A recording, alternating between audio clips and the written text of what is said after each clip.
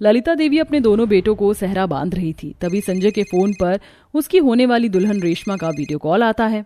Reshma video call कर रही है, उठाऊं कि नहीं? ओफ संजय बेटा, सीधा खड़ा रहे, मुझको ठीक से नजर तो उतारने दे। ओफ संजय बेटा, आज तो तुम मरा। माँ को नजर उतारने की पड़ी है और रेशमा का वीडियो कॉल नहीं उठाया तो मेरा बहुत उतार देगी। ललिता देवी आज अपने दोनों बेटों संजय और माधव की शादी करने जा रही थी, जिसमें बड़े बेटे माधव की अरेंज मैरिज थी जबकि छोटे बेटे की लव मैरिज रेशमा से होनी तय हुई थी। कुछ देर में धूमधाम से बारात लेकर ललिता देवी बैंक्वेट हॉल में पहुंच जाती है, जहां कोमल रेशमा दुल्हन के जोड़े में मंडप में बैठी थी। कोमल ने लंबा घूंघट डाला हुआ था जबकि मॉडर्न रेशमा ने बहुत ही ओवर शादी का मेकअप करवाया हुआ था। उसका चेहरा बहुत चमक रहा होता है। ओह माय गॉश, दूल्हे की ड्रेस में संजय कितना स्मार्ट लग रहा है, जस्ट लुकिंग लाइक वाओ। अभी ललिता देवी मंडप के दूर से घूरती हुई बोलती है, बोलो भला, शादी में इतना भारी भरकम मेकअप कौन करवाता है? ऐसा लग रहा है छोटी बहू ने दीवार का चूना ही पोत लिया हो। आजकल की लड़कियों को मेकअप करने के सिवा कुछ नजर ही नहीं आता है। असल में ललिता देवी पुराने विचार वाली थी और शुरू में इस लव मैरिज के खिलाफ थी, लेकिन फिर बेटी की खुशी को देखकर हाँ कर दिया। विधि विधान के साथ शादी हो जाती है और रेशमा कोमल देवरानी जेठानी बनकर ससुराल में कदम रखती हैं, जहाँ सगे संबंधी और नाते रिश्तेदार वाले सब कोई शादी में आए हुए थे। दोनों के सामने 2 कलश रखकर सास ने कहा, चलो अब तुम दोनों देवरानी जेठानी इस अक्षत कलश को दायां पैर लगाकर भीतर आ जाओ। ओके सासू माँ। रेशमा ओवर एक्साइटमेंट में कलश को जोरदार लात मारती है जबकि कोमल धीरे से पैर लगाकर अंदर आती है। तभी सास की बहन शीला मौसी बोलती है, अरे ललिता जी, संजय की दुल्हन तो क्रिकेट की पक्की खिलाड़ी लगती है, देखा कैसे कलश को गेंद के जैसा उछाल दिया। देखना कहीं पहली रसोई में चमचा छलनी को बैट बल्ला ना बना ले। शीला मौसी की बात से लव मैरिज करके आए देवरानी का मुंह गोल गप्पे सा बन गया था। ये रिश्तेदार भी ना आग में घी डालने का काम बड़े अच्छे से कर लेते हैं, स्पेशली सास की बहनें तो कुछ ज्यादा ही। ससुराल की दहलीज पर खड़ी रेशमा गुस्से में बुदबुदा रही थी, तभी सास कहती है, कोमल बहू, रेशमा बहू, आज से तुम दोनों इसी घराने की बहू हो। ससुराल संभालना बहुत बड़ी जिम्मेदारी होती है। मुझे उम्मीद है कि तुम दोनों एक बेहतर देवरानी जेठानी बनकर दिखाओगी। कल तुम दोनों की पहली रसोई की रस्म है, जिसके बाद ये अभी तय हो जाएगा कि इस घर की जिम्मेदारियां और ससुराल की चाबियां किसे मिलेंगी। तुम दोनों में से जो भी पहली रसोई के साथ मेरा दिल जीत लेगी, इस घर की चाबी और खानदानी हीरो का हार भी उसका होगा। हीरो वाले हार मिलने की बात सुनकर दोनों देवरानी जेठानी के कान खुल जाते हैं, लेकिन रेशमा अपनी जेठानी कोमल से कहीं ज्यादा चंट थी, इसलिए वह अंदर ही अंदर शैतानी खिचड़ी पकाने लगती है। कुछ भी हो जाए, चाबियों का गुच्छा और वो हीरो का हार तो मेरा ही होगा। माँ जी को मुझसे कितनी ज्यादा उम्मीद है। मैं इस घर की बड़ी बहू बनने के हर कर्तव्य और धर्म को पूरे दिल से निभाऊंगी। तभी ससुर जी बनवारी बोलते हैं, भाग्यवान, रात काफी ज्यादा हो चुकी है। सब शादी में बहुत ज्यादा थक चुके हैं। चलो अब सो जाते हैं। वैसे भी कल दोनों बहुओं की और भी रस्में होनी है। हाँ माधव के बापूजी, जाओ बहुओं तुम दोनों। देवरानी जेठानी फिलहाल आराम करो और कल टाइम से उठ जाना। जी माँ जी। दोनों देवरानी जेठानी अपने अपने पतियों के साथ कमरे में चली जाती हैं। ससुराल के पहले दिन कोमल जल्दी सुबह के 3-4 बजे ही उठ जाती है, जबकि देवरानी पैर पसार कर खराटे मारकर सोई पड़ी होती है। 4 बजने वाले हैं, अभी से काम शुरू करूंगी तो जाकर 6-7 बजे तक पूरा होगा। कोमल जल्दी जल्दी झाड़ू लगाती है और फिर बर्तन मांजने लगती है। बर्तनों के खड़कने की आवाज से सास जाग जाती है। अरे बड़ी बहू, तू अकेले बर्तन क्यों मांज रही है? तेरी देवरानी कहाँ है? अगर सासू माँ को पता लग गया कि देवरानी अब तक सो रही है तो रेशमा को बात न सुननी पड़े। सासू माँ, देवरानी उठ गई है, वो कमरे में झाड़ू मार रही है। अच्छा चल ठीक है बहू, मैं टहल कर आती हूँ।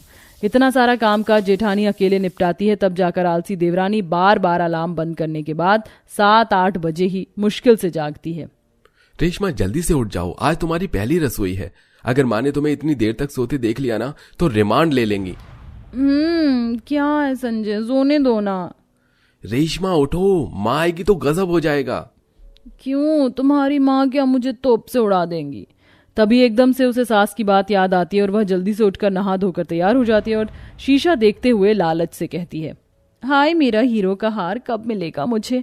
कब मैं उसे अपने गले में पहनूंगी और कितनी सुंदर लगूंगी मैं जब चाबियों का गुच्छा मेरी कमर पर लटकेगा। इतने में सास देवरानी को पुकारती है, छोटी दुल्हन, ओ छोटी दुल्हन, कहाँ रह गई? जल्दी आओ, चूल्हा पूजना है। जी आई सासू माँ। चल रेशमा, ख्वाबों की दुनिया से बाहर निकल जा। रेशमा जल्दी से रसोई घर में पहुंच जाती है और मुस्कुराकर मक्खन लगाती हुई सास के पांव छूती है। जी प्रणाम माँ जी, बता दीजिए मुझको पहली रसोई में क्या क्या बनाना है।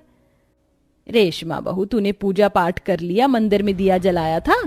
हाय फंस गई, क्या बोलूं, सच बोलूंगी तो अच्छी बहू बनने का नंबर कट जाएगा, झूठ बोल देती हूँ। जी बिल्कुल सासू माँ, मैंने तो 5 बजे ही पूजा कर लिया था। ये सुनकर जेठानी कोमल मन में बोलती है, ये देवरानी तो बड़ी तेज फिल्म है, कैसे सफेद झूठ बोल रही है, पिछले 2 घंटे से तो चेहरा ही चमका रही थी। अच्छा चलो, अब तुम दोनों देवरानी जेठानी सबसे पहले कुछ मीठा बनाकर चूल्हा पूजन कर दो, फिर बाकी का खाना तैयार करना। जी मम्मी जी।